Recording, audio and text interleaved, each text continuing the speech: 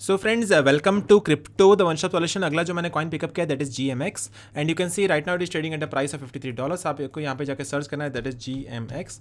So you can see the name of the coin is GMX and इसका जो टिकर है दैट इज ऑल्सो GMX।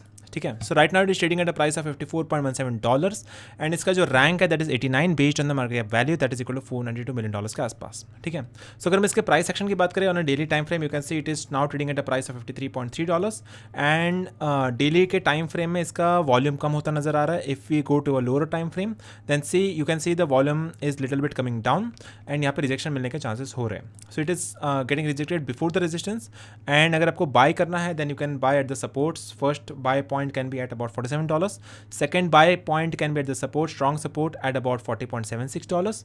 अगर आपको तीसरा बाय लगाना है then you can buy at about 35.39 and fourth buy can be at about 30.52 के आसपास। ठीक है, राइट नाउ मार्केट प्राइस पे बाय मत करिए, wait for the lower price levels and it is getting rejected with a low volume into the market.